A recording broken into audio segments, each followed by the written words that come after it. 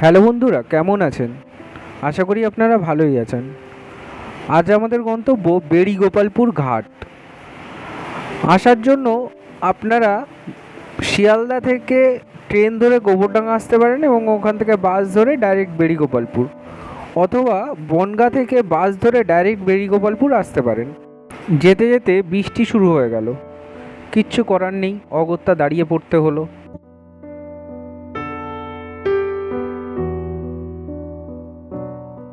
বেড়িতে আমরা চলে এসেছি। বৃষ্টি বেড়ির ওই সমিতির ঘাটে যেতে যেতে প্রচণ্ড বৃষ্টি নামলো হট করে। আমরা এই টালির ঘরটা নিচে আশ্রয় নিয়েছিলাম, আবার রোদ উঠেছে। তখন আমরা এখন আবার এখান থেকে বেরোচ্ছি, বেরিয়ে এখন সমিতির ঘাটের দিকে যাবো। তো চলুন গিয়ে তারপরে আপনাদের সাথে আবার দেখা হচ্ছে।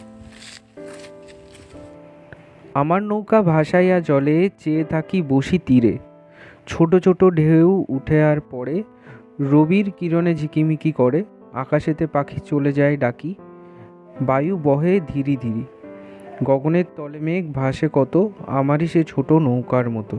সত্যি প্রকৃতির এই রূপ ও সৌন্দর্য কবিগুরুর কবিতার সাথে একেবারেই প্রাসঙ্গিক।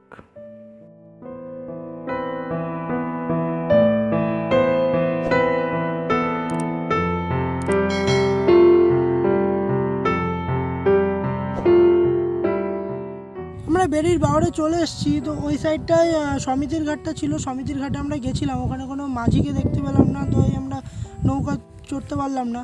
তো তারপরে আমরা এখান থেকে আবার পাঁচপোতার দিকে যাচ্ছি। এই সাইডে রয়েছে পাঁচপোতা। তো পাঁচপোতায় যাওয়ার পথে এই রাস্তার ধারে দেখলাম এই যে অশ্বক্ষুরাকৃতি হ্রদ। এই বেড়ির বাওড় হলো পশ্চিমবঙ্গের সবথেকে বড় অশ্বক্ষুরাকৃতি হ্রদ। তো এলাকার লোকের কাছে জানতে পারলাম এই জায়গাটা হচ্ছে হ্রদের শুরু বা শেষ যে কোনো একটা বলতে পারেন, কারণ অশ্বক্ষুরাকৃতি হ্রদের এক মাথা থেকে শুরু হয়। এটা এই সাইড থেকে গেছে, গিয়ে পুরোটা বেন্ড হয়ে আবার ঠিক এই হ্রদের মাথাটা যেখানে রয়েছে ওই সাইডে ওই পাশটায় গিয়ে ঠিক মাথাটা ওখানে গিয়ে শেষ হয়েছে।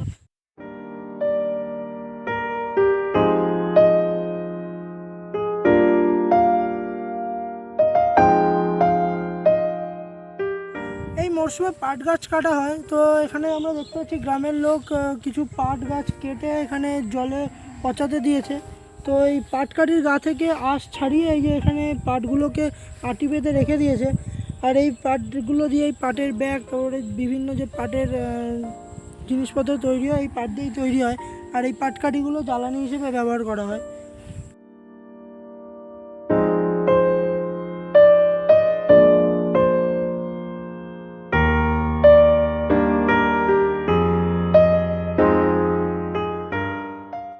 এই গাছ এর আগে কখনো আমি দেখিনি। এর ফলগুলো সাদা টাইপের। জানি না গাছটার কি নাম। তো আপনারা কেউ যদি জেনে থাকেন গাছটার নাম, অবশ্যই কমেন্ট সেকশনে জানাবেন। ভাবুন তো একবার, এরকম জায়গায় যদি আপনার বাড়ি হতো, আর বাড়ির সামনে এরকম বসার জায়গা, সন্ধেটা কি সুন্দরভাবে কাটতো।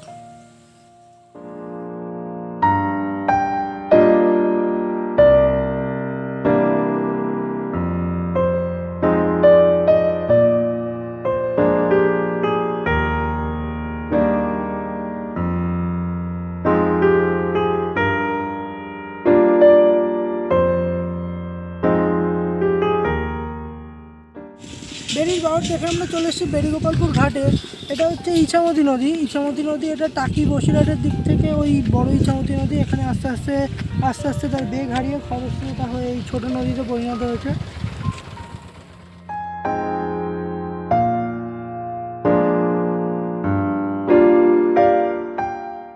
ব্রিজের ওই সাইডটা হলো বেড়িগোপালপুর আর এই সাইডটা হলো তরণীপুর।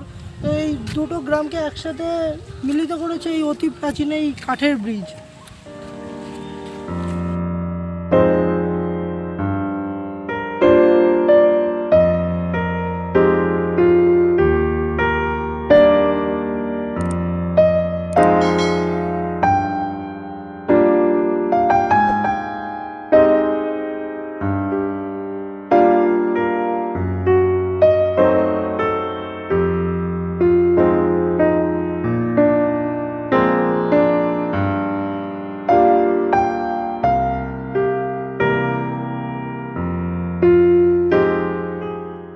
এটা হলো বেড়িগোপালপুর বাস স্ট্যান্ড। এখান থেকে বারাসাত এবং বনগাঁ যাওয়ার বাস পাওয়া যায়। এই যে বিএসএফ ক্যাম্প, এখানে আগে বিএসএফরা থাকতো, এখানে আগে বাস যখন যেত এখান থেকে বিএসএফ বাস চেক করতো, কিন্তু এখন আর এখানে বিএসএফরা থাকে না। বিএসএফদের বর্ডারের কাছেই ক্যাম্প করে দেওয়া হয়েছে, তো এখন আর এখানে কোনো আসলে চেকিংয়ের ভয় নেই।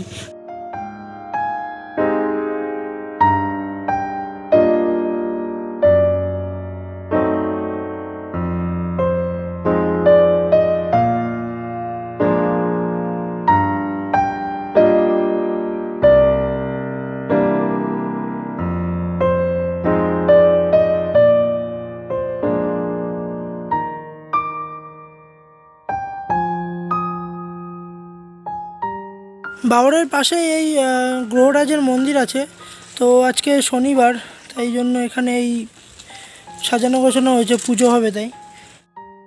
আজকের ভিডিও এই পর্যন্তই। কেমন লাগলো অবশ্যই কমেন্টে জানাবেন। ভালো লাগলে লাইক ও শেয়ার করবেন। এখনও চ্যানেলটিকে সাবস্ক্রাইব না করে থাকলে অবশ্যই সাবস্ক্রাইব করে পাশে থাকা বেল আইকনটি প্রেস করে দেবেন, যাতে নতুন ভিডিও আপলোড করলে তার ইনস্ট্যান্ট নোটিফিকেশান আপনার কাছে পৌঁছায়। আপনাদের সহযোগিতা আমাদের পরবর্তী ভিডিও বানাতে অনুপ্রাণিত করবে।